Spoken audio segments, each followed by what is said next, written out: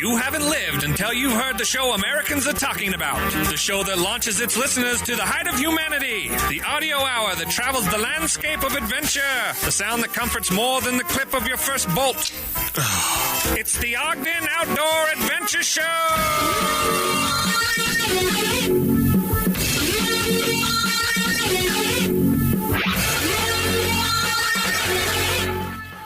Our Outdoor Adventure Summits, the airwaves. This is the Ogden Outdoor Adventure Show. I'm your host, Brandon Long. I'm belay with you for the next about 40 minutes-ish.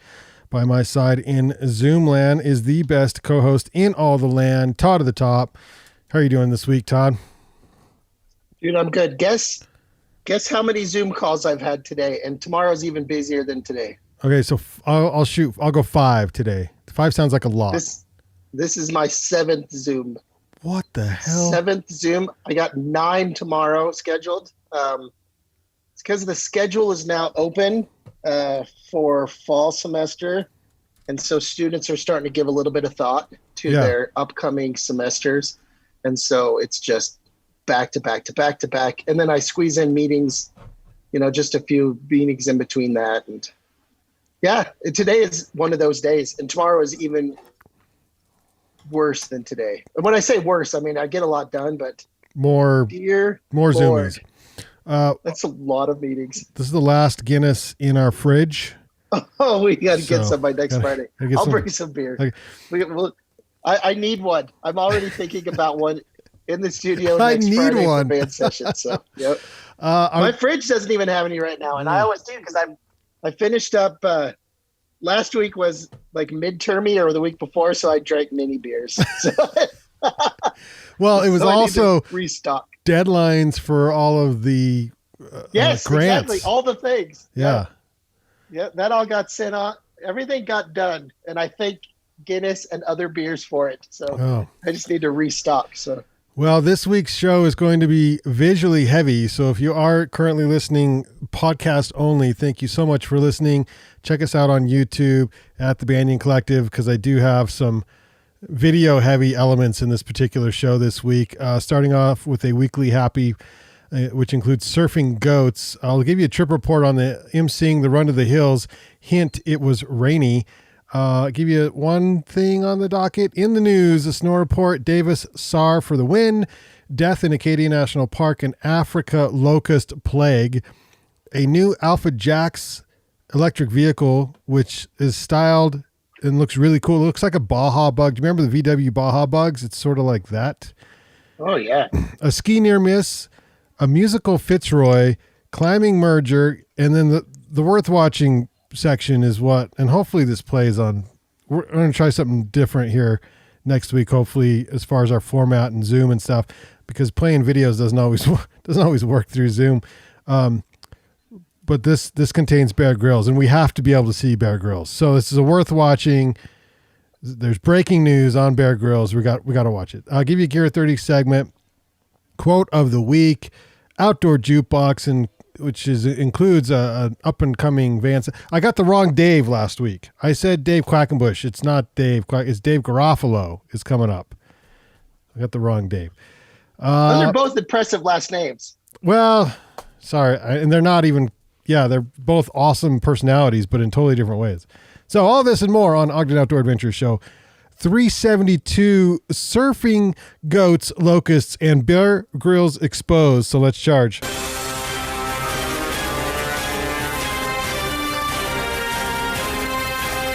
Summits with the agility of a mountain goat, flashes routes faster than UPS, is more intimate in the mountains than Jake Gyllenhaal. He's Todd to the top.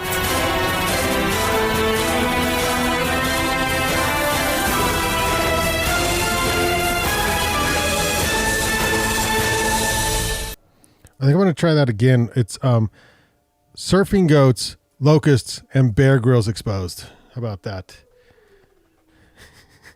I don't even know if I want to see Bear Grylls exposed. Bear Grylls exposed. I don't know. There's probably a lot of somebodies out there who want to see. Oh, I'm sure you're right. Bear Grylls exposed. Okay, this is the feel good. This is the happy weekly happy. This is little surfing goat action here. Turn this down. Nothing better than surfing pet goats in California.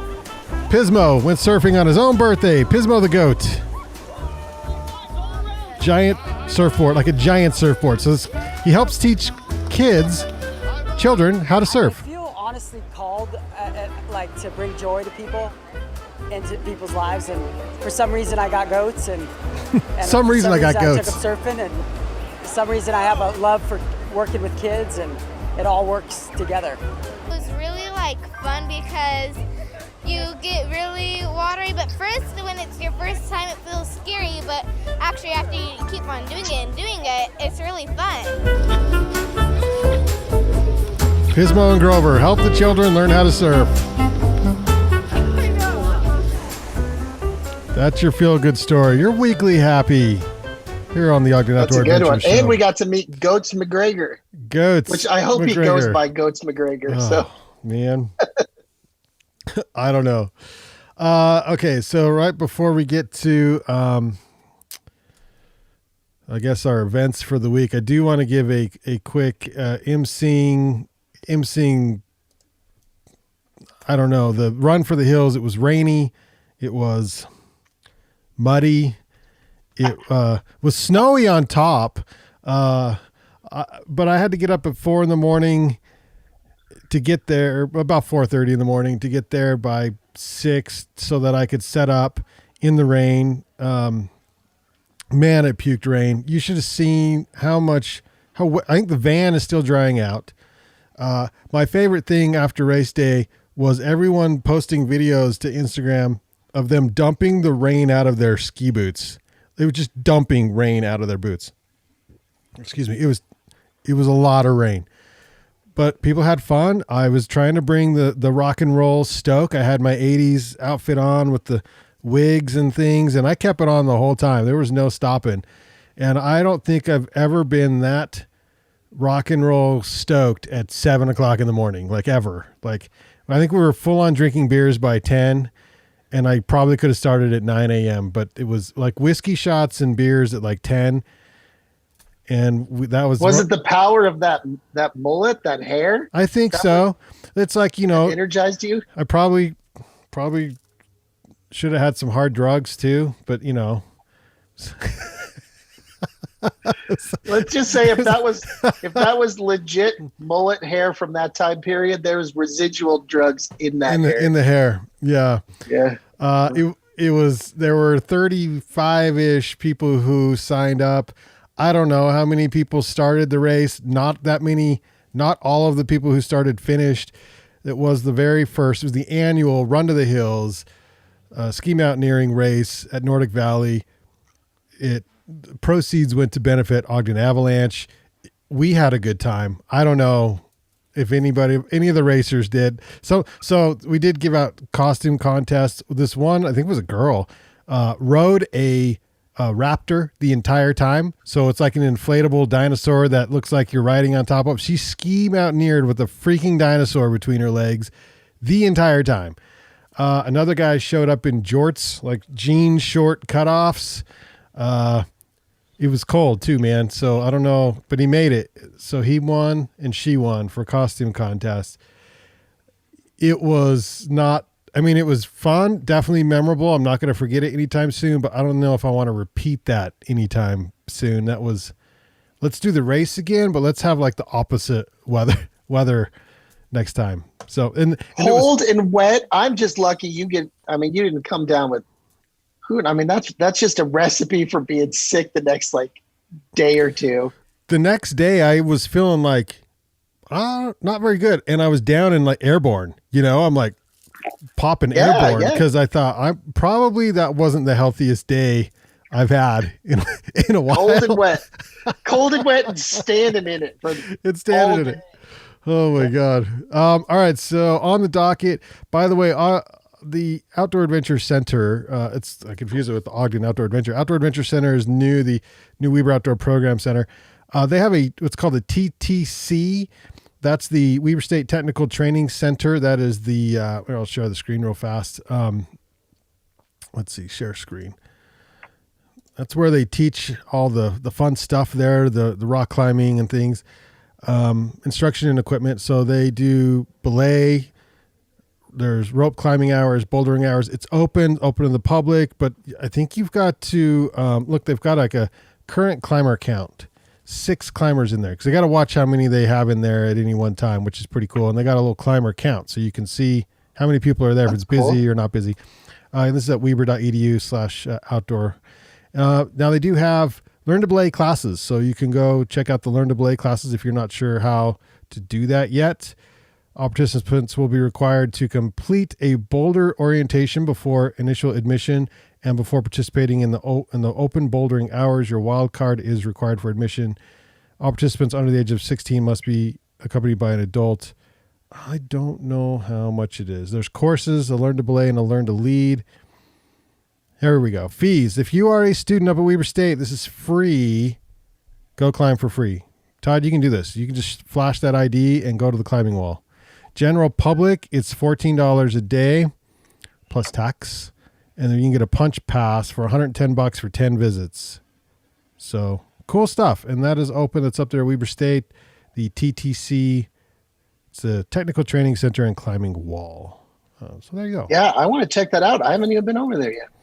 That is on the docket. Also coming up March 29th and April 2nd, not through, but March 29th and April 2nd is the Military Appreciation Day up at Powder Mountain. Show your military ID and ski for free. So very good stuff there. April 5th through the 10th is the Wasatch Mountain Film Festival. And I think right now the Fly Fishing Film Festival is available to log on and download and watch. So if you're into fly fishing, you can go ahead and download that now. All right, so moving on. It actually snowed last night. I mean, it's March 24th, Wednesday, March 24th, and Nordic Valley got 2 inches. We stood in 2 inches of mud and water on Saturday, but they got some fresh snow. I don't know where they're measuring this 2 inches, but they got 2 fresh within the last 24. Powder Mountain got 5 inches, and Snow Basin got 2 inches, which is interesting how that plays out in our own backyard. These different resorts get different dump amounts on each storm. It's kind of weird how that works, but there you go. All right, in the news, a stranded woman, this is on KSL.com, says search and rescue team saved her life, and this is the Davis County SAR, Davis County Search and Rescue. Salt Lake woman said members of the Davis County Sheriff's Office search and rescue team saved her life. Kind of scary deal. She went hiking on Saturday with her 2 dogs, got into snow, and then the snow got deeper, and then she couldn't find the trail, couldn't figure out her way down. She made a phone call with just 1% power on her. Man, if we sell those little chargers, the little Insta chargers, like from Goal Zero, you can get them you can get not Goal Zero ones, but you can get non-branded ones or whatever in gas stations and stuff. Carry something like that. Always put that in your pack so you can have full battery, because this was almost this is a near miss right here. She said, at one point I felt myself start to panic. This is very hard. I don't know how long I can keep doing this. Fortunately, the friend heard enough on the phone call that she made before her phone died and sent search and rescue. At 1:30 a.m. Sunday, the rescue crews followed the tracks up in the snow, but didn't find her until about 8 a.m. She was in stage 2 hypothermia. They said, we got her just in time. So search rescue team member Eric Bronemeyer. She was definitely in stage 2 hypothermia with active shivering, uncontrollable active shivering. She said, they saved my life without a doubt. I owe them my life and my dog's life. So good job to Davis County Search and Rescue Team. They did a fantastic job. Got her out of there alive. Be careful. Yeah, well, I mean, especially if they were if they were up there for 6.5 hours looking, that's no joke. That's a pretty long time.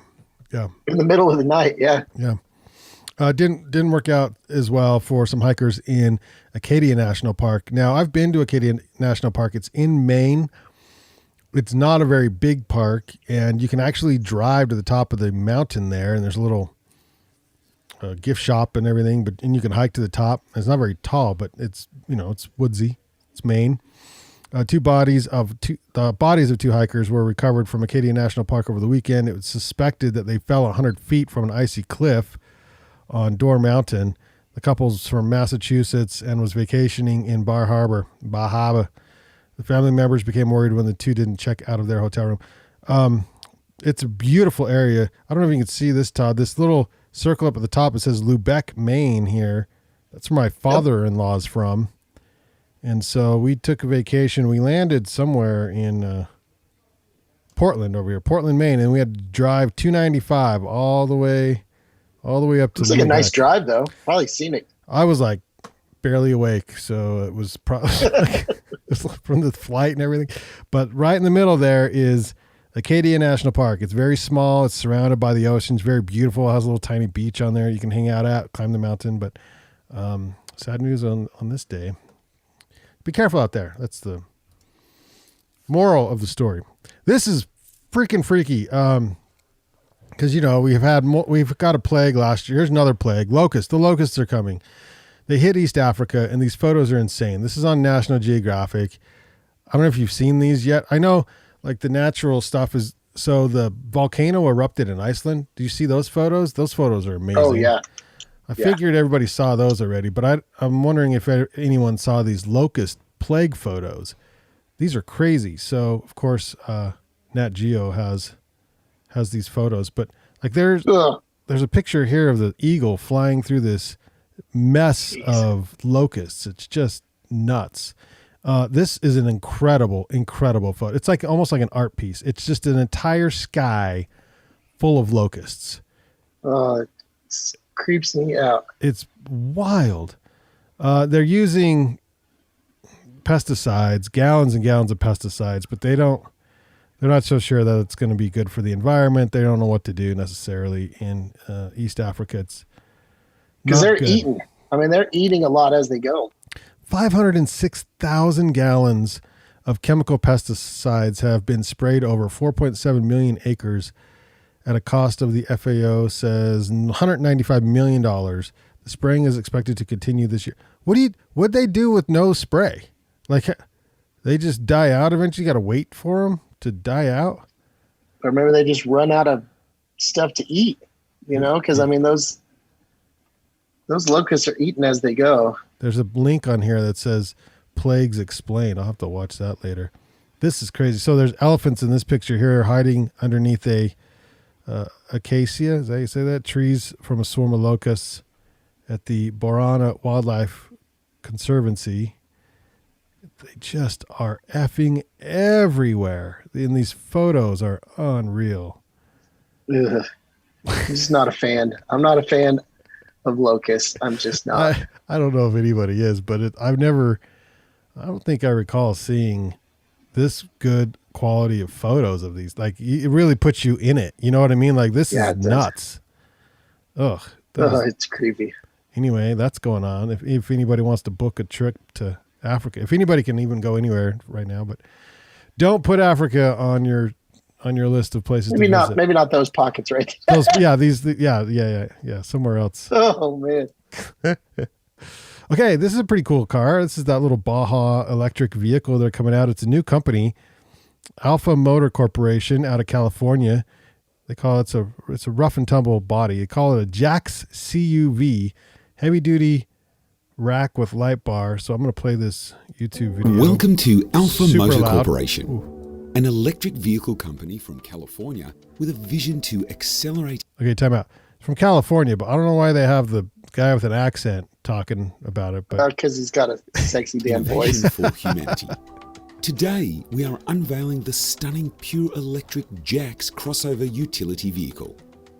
Jax, which stands for Junior All-Terrain Crossover, is positioned as a fun utility vehicle for 4 passengers on an electric platform, combining versatile all-road performance, durability, and clean power.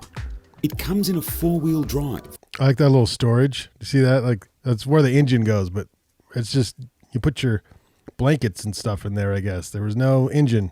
Or front-wheel drive system with a towing capacity of 839 kilograms, 1,850 pounds. It still looks like a concept type car, man. That's kind of a neat, 6.5 kind of weird look. Yeah. The vehicle is intended to be equipped with a 75 kilowatt lithium-ion battery. Okay, it says intended to be equipped with a lithium battery. Like, so have they not tested this thing yet? It says intended to be, like, what's the deal? With an estimated 250 miles of range. Maybe it hasn't come out yet. Jax also features a number of advanced interior features, including a drive-centric digital speedometer, a digital center display, ergonomically bolstered seating, and audio speakers, all designed for replaceability.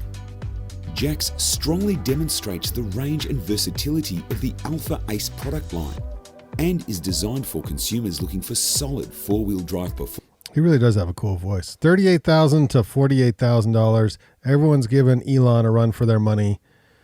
The Jax, 250 plus miles of range driving. It's pretty good. Dude, I saw one of the new Broncos for the first time a couple days ago, and it's cool. It is cool. It's cool. Like, it looks good in person. It's way smaller than I was expecting. It's smaller than I remember Broncos for sure. I thought I had the same exact sentiments. One, I was driving next to one, and I thought, man, that thing's really good looking. And then I thought, it's not as big as I thought it was going to be. Yeah, I love the size because I'm not a fan of big trucks and big SUVs anyway. But I'm like, that is a good size SUV. I like the size of my little, that little Renegade. Your Jeep, yeah. Like it's kind of perfect for most everything I do. That's like not all that much bigger. It's a little bit longer than mine, but I was down. I thought it was rad. I don't know how much those are. Probably pretty comparable to the price of this one, but yeah, I thought they were cheaper than Jeeps, but I can't remember. Jeeps are expensive. Jeeps can be expensive. Yeah, thank you. A near miss. Well, this is what not to do. Again, I did say that this is sort of video heavy, so if you can't see this, but on the podcast version, but you can join us on YouTube.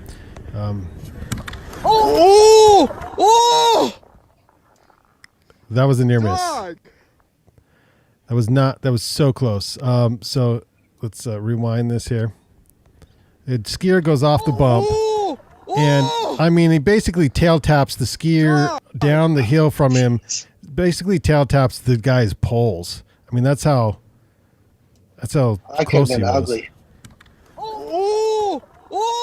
Yeah, that's scary. Okay, so Unofficial Networks does point out a split second later, and that could have been tragic. This is 100% the uphill skier's fault, but also the filmer is also a bonehead for not spotting the landing and waving him off. Absolute idiocy all around. So be careful out there, folks. This was a near miss. And if that was a kid and you hit the kid, that's where things get really, really bad. So be careful out there. Okay, this was kind of a fun story here. Sean Villanueva O'Driscoll and John Griffin completed a big and wide new line on Fitz Roy. So this is a big deal. It's on Alpinist, alpinist.com. And it says a little less than 1 month after soloing the moonwalk traverse of Patagonia's Fitz Roy Massif, Sean Villanueva O'Driscoll returned to the big peak on March 3rd, this time with partner John Griffin, and the two completed the first ascent of a 350-meter off-width that splits Fitz Roy's south face. They topped out at 3:40 a.m. What were you doing at 3:40 a.m. on March 4th? And shiver bivvied on the summit for a few hours before heading down. They both suffered frost-nipped toes. Now, this image here, this is pretty cool. This picture that you cannot see on podcast. It says this copyrighted topo shows the route of the name of the route, La Chaltenesse, or so I can't say it. 511 plus 500 meter on Fitz Roy. The playlist of songs on the left, so it's kind of hard to read, corresponds to the pitches where they were played. So they played these songs as they summited.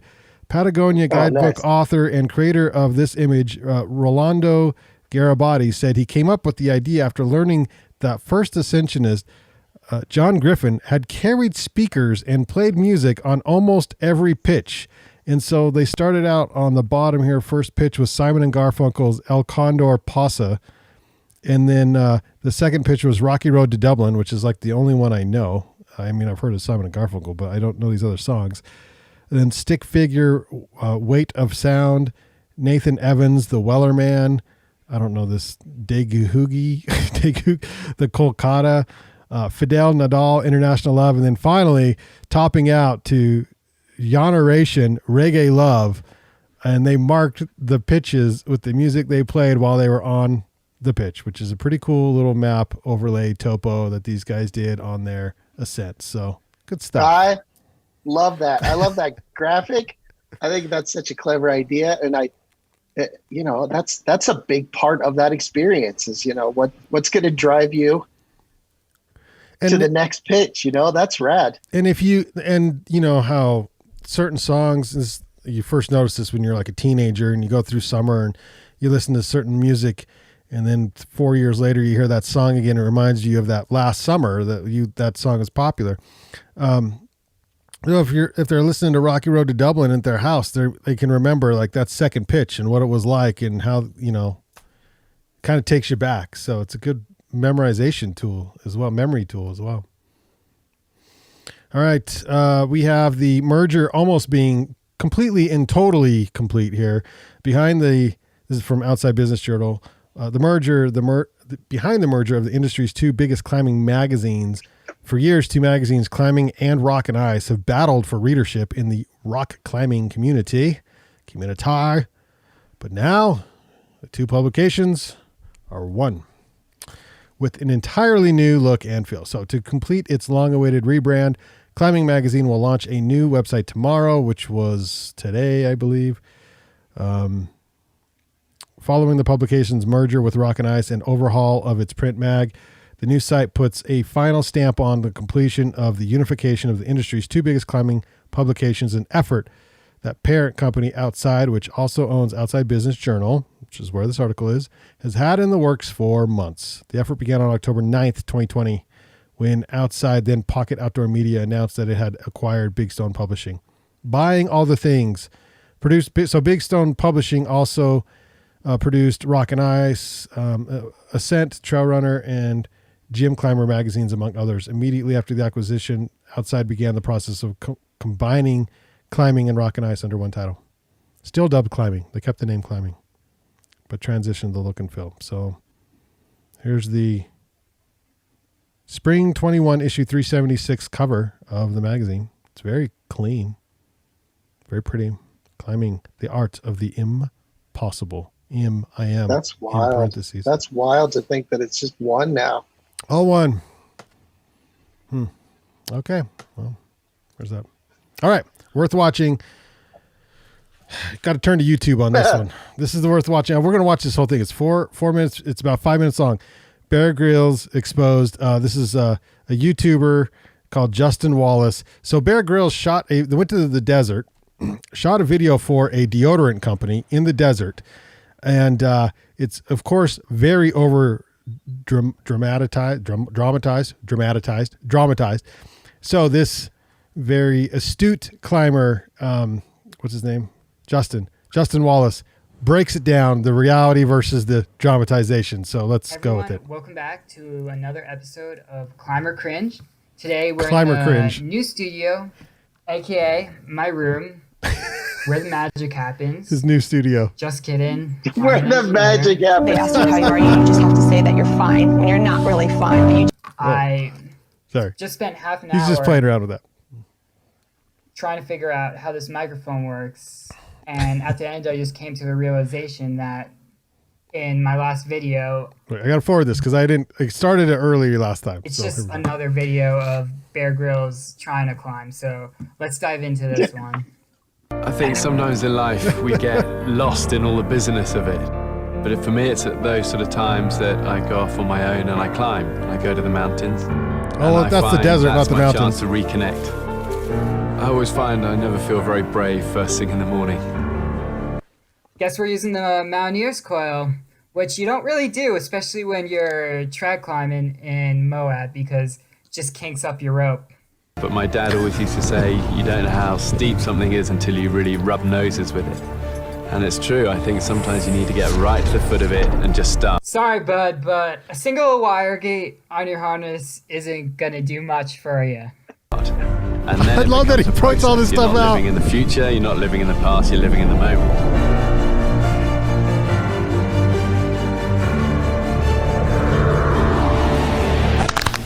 This is good. Extreme approach. Yes. Yeah. Good old check tower jump in. I'd say that goes at like grade 3. So this is what check tower jumping is. In Czech, doing the jumping between tower just because you won't move from one tower to other. But then come the idea, okay, we make from this some Of course. kind of sport. Make it a sport.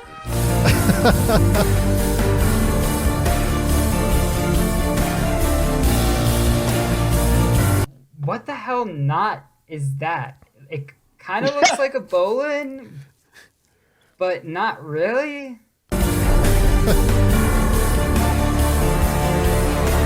Bro, he seriously just chalked his cams. I think the people who succeed in life actually aren't necessarily the best. They're the ones who learn how to get up again and again. Holy shit! Holy shit! I don't even see his last piece. He's There's no piece. 40 feet run out right there. We'll find out why. You're gonna die, man. We'll find out why. Or how. Oh, and there's so many good placements too. What is he doing? You learn how your body moves. Your body's working often subconsciously. It's compensating with balance, with movement, with, poise, and eventually they become masters.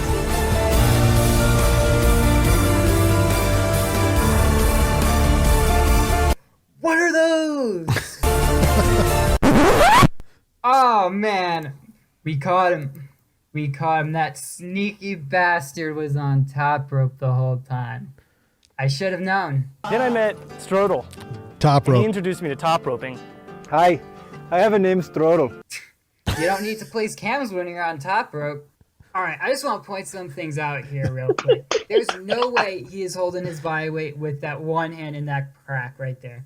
Especially considering that his other hand's in his chalk bag and his 2 feet are just sticking out on nothing. His crew is definitely pulling his fat ass up there on a 3-to-1. There's no way he's climbing that. Oh, Justin's brutal. Wow. It's a pretty dramatic. On the face, every move really counts, whether it's a big move. Look at how short his rope is. There's no way that rope got him to the top. You know what they say about short ropes. Or a small one. It needs to be instinctive. You've also got to trust it, so when you move, you know that it's going to work. If this video gets 500 likes, I will go down to Moab and climb this shit It got 677 likes so far. Good job, Justin Wallace, breaking down the Bear Grylls commercial. Climber Cringe. Go follow this cat on YouTube. It was pretty funny. I was digging it. Gosh, that was hilarious. I want to see him do that to other ones. Yeah, for real. Okay, that's like watching Mystery Science Theater. Yeah, watching movies. I just want to see Justin sort of doing commentary for climbs and things. That's brilliant. Yeah, I bet his show gets a little. I mean, because that was on. I think I found it on Unofficial Network, so it's got some exposure. Anytime you go after the Grylls, though. I was gonna find that picture of me and Bear Grylls like this, hugging at OR, with my spiky hair and his damn good looks and stuff. That's one of my favorite photos. We were doing the bro hug thing. Dude. He knows it. Yeah, he's making a lot more money than me doing whatever the hell he's doing. Yes, he is doing whatever the hell he's doing. I like that. Gear 30 segment. We got in. Just want to point this out because these things sell really fast, and this is a little premature, a little early for them. But they're the Hemlock Hats. The straw hats for summer. Oh yeah, and keep the sun out of all the things. We have a whole bunch of them, and we have kids Hemlock Hats. So if you want the kid, where are you going? Todd, I was in the middle of talking. You just left. Oh, you'll see why here in a second. Oh, you getting the Hemlock? Oh my God, that was so fast. Mm-hmm. What's the print underneath? Oh, it's just the regular. Yeah, that's exactly what it looks like. So Hemlocks typically have a print underneath there. And we have kids ones, and that looks good, Todd. Mine's still in pretty good shape. It's a couple of years old. So we got the new spring shipment in at Gear 30 this week. Shopgear30.com. Yeah, I kept it minimal. I think mine is just a little sparse color, which I like. So looks good. And I like the way that it tightens up under the chin. So if a little wind comes along, you don't lose that thing. Oh yeah. Well, and it's a perfect way to throw it off the back as well. Yeah. So all the reasons to get one of these hats. This is a great hat. That's very good looking. I like that. I have one. I keep it in my RV and in the van when we go in the summertime for stand-up paddleboarding. They're perfect for stand-up paddleboarding. I love them in the summer. I keep this one out of the reach of the cats. That's my most important cats thing. Probably tear it up. This week's quote. They love this stuff. Yeah. Quote of the week: "A day without laughter is a day wasted," by Nicholas Camfort. So I figured we would take this opportunity to do a planned fake laugh, like we just. Am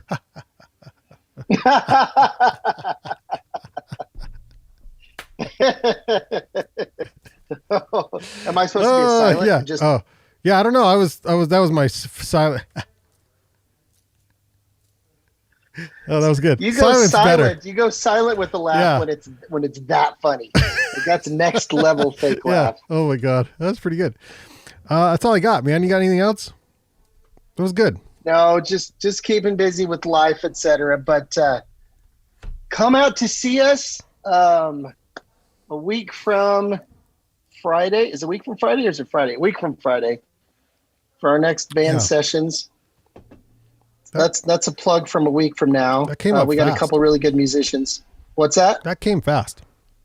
Yeah, it came really fast. That's why we'll remind you next week, but put it on your calendar. Come say hi.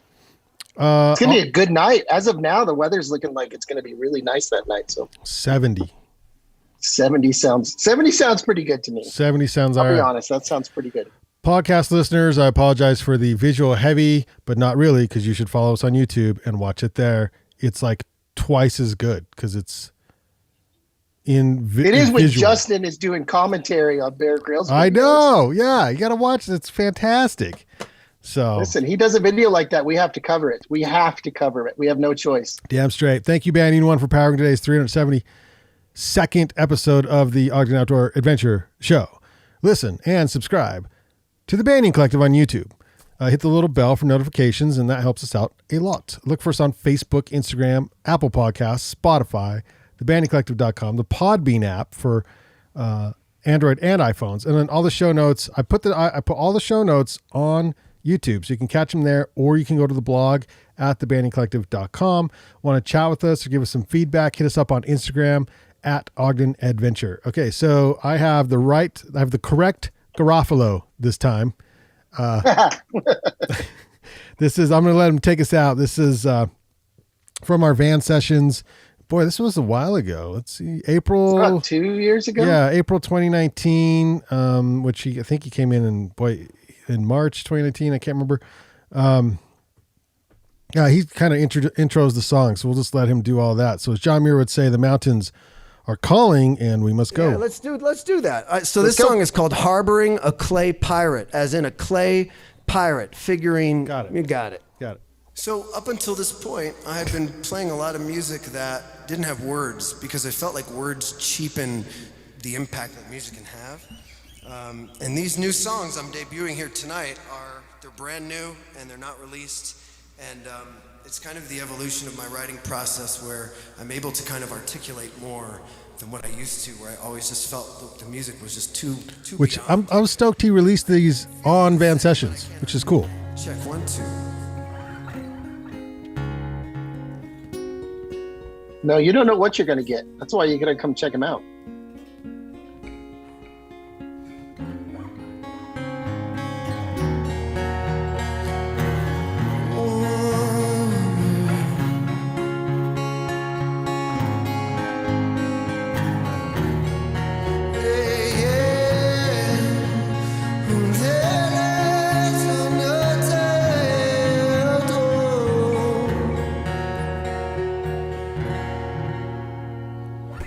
Harboring a clay pirate, so delicate, honest.